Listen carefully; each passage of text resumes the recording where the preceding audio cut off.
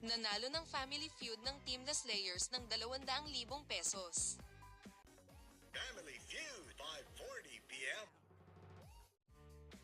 Babawi muna tayo sa Family Feud ng Kids Edition para sa 200,000 pesos. Family Feud, 5:40 p.m.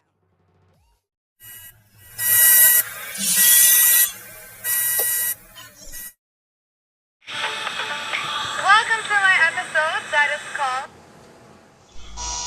Nagmamano pa. That's okay.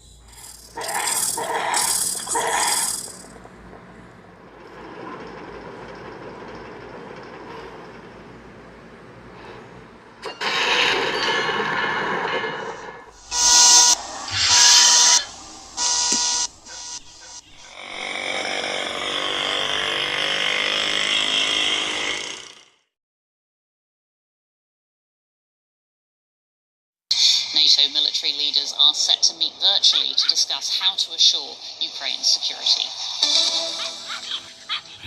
Mediators are awaiting Israel's official response to a new Gaza ceasefire proposal, which Hamas has accepted. The deal reportedly involves a 60-day ceasefire and a phased exchange of Israeli hostages for Palestinian prisoners. This comes as Israel's military prepares an expanded assault on Gaza City and other areas sheltering thousands of civilians. A Colombian court has released former President Alvaro Uribe from house arrest while he challenges a conviction for bribery and witness tampering. Uribe had recently begun serving a 12-year sentence, but maintains his prosecution was politically motivated. He was found guilty of trying to coerce witnesses in an investigation into his alleged links to a right-wing paramilitary group. This is DW News from Berlin, and you'll find much more on our website. That's dw.com. Hindi today.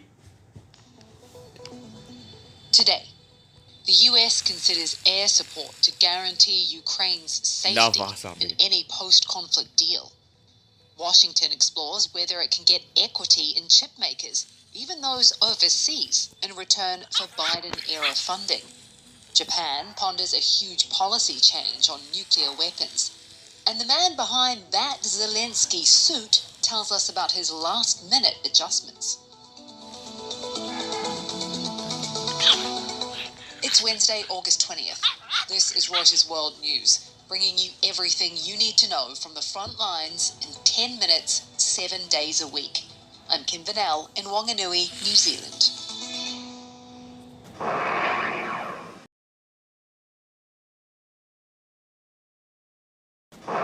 Washington and Europe are exploring options for post-conflict security following Trump's meeting with Ukraine's president and EU leaders, which ended with plans for direct talks with Russia's Vladimir Putin.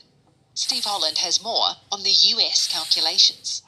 One of the things they're not considering is putting U.S. troops on the ground. That idea bubbled up in the last few days, and President Trump has basically shot that thing down.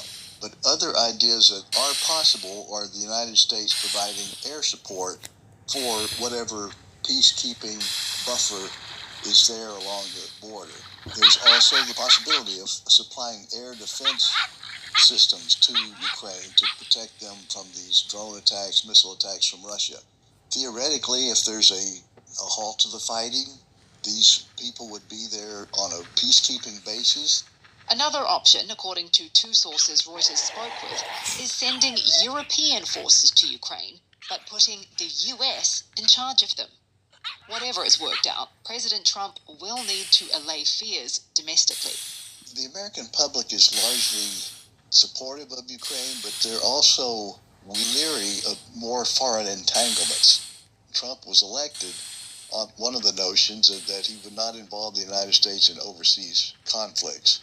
He has stuck to that, and by ruling out troops, he's trying to stick to that as well. But his MAGA base of supporters, they are really against this sort of thing. Trump will have to provide them some sort of reassurances that the United States is not going to get into a hot war against Russia. President Trump is blasting the Smithsonian again, this time accusing the museum complex of focusing too much on, quote, how bad slavery was, and not enough on success of the future. Has not responded publicly. Elon Musk is quietly backing away from plans to launch his own political party, according to a Wall Street Journal report. After unveiling the America Party, after a dispute with Trump, Musk now apparently wants to focus on his companies and avoid damaging ties with Vice President J.D. Vance. He's reportedly considering funding Vance's potential 2028 presidential run instead.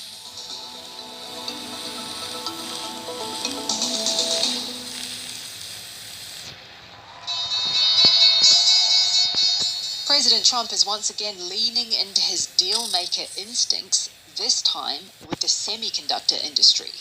Sources have told Reuters that Commerce Secretary Howard Lutnick is looking into whether the US government can take equity stakes in major chip makers that receive federal funding under President Biden's CHIPS Act. It would mean part ownership in foreign chip makers like TSMC and Samsung, which are eligible for funding because they have manufacturing sites in the US. It follows the announcement of a plan to take a 10% stake in US chipmaker Intel. Reuters tech correspondent Max Cherney explains. It's not clear if the U.S. government can alter the terms of the agreement it has made to dispense CHIPS Act money to the company. The cash was originally designated as a grant, so it's not clear what mechanism the administration could use in order to change the terms of the arrangement. If they're going to take an equity stake, it gets very complicated very quickly because they're already talking about essentially ripping up a contract they had and changing it. So far, Intel has declined to comment on the U.S. taking a stake in it. TSMC declined to comment on this report, while Samsung and the White House did not respond to requests for comment.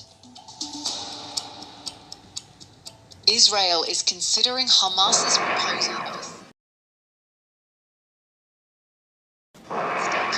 That's according to new data out from a Reuters Ipsos poll. US politics editor Scott Malone has more. The poll shows that Americans are really concerned about what they're seeing. 2 out of 3 Americans think that the U.S. should help people in Gaza who are starving. Interesting, there's a little bit of a partisan divide on that. Democrats overwhelmingly in support and a bit of a divide within Republicans. The other thing that we're seeing is a slow but steady increase in the share of Americans who believe that Israel's military response has been excessive. The most recent poll, which wrapped up on Monday, found that basically 6 out of 10 Americans think that's excessive. It's a number that has been ticking steadily upward over time.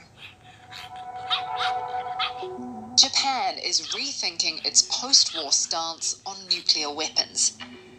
With growing doubts about America's willingness to defend its allies, especially under President Trump, some lawmakers are now discussing hosting, sharing, or even developing nuclear weapons. Tim Kelly is one of the reporters on the story. There are some in Japan that are beginning to seriously doubt that the US would come to Japan's aid, and comments that President Trump has made in regard to Ukraine have further increased those doubts. I've got to stress that if you ask the US government or the Japanese government, and also the South Korean government, they will say that their alliance is ironclad and that they trust the US to fulfill these obligations. But when you talk more privately with some lawmakers, they do express those doubts. Tim says even the younger generations in places like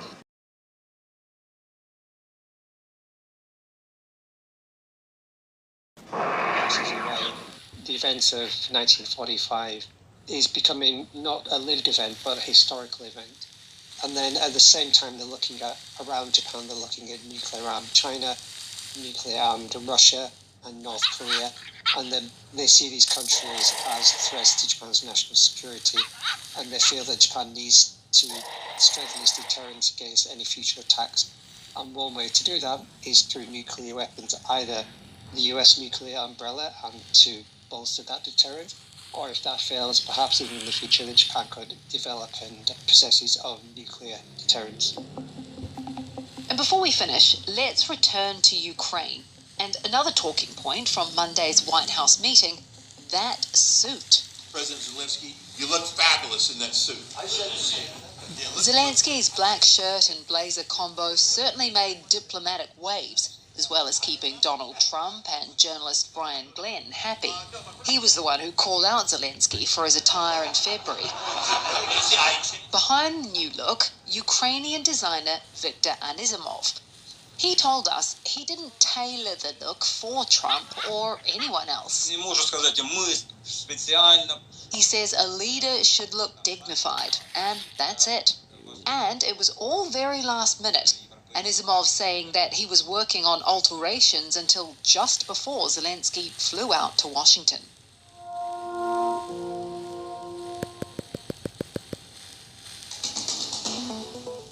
Our recommended read today takes us to the Mediterranean and how hundreds of migrants are still dying as they try and make their way to Europe. We detail the dangers of the boat journey to highlight the great risks some people are taking. There's a link to the story in the pod description. For more on any of the stories from today, check out Reuters.com or the Reuters app. Don't forget to follow us on your favourite podcast player. If you're listening on a smart speaker, just ask for the latest news from Reuters 7 days a week. We'll be back tomorrow with our daily headline show.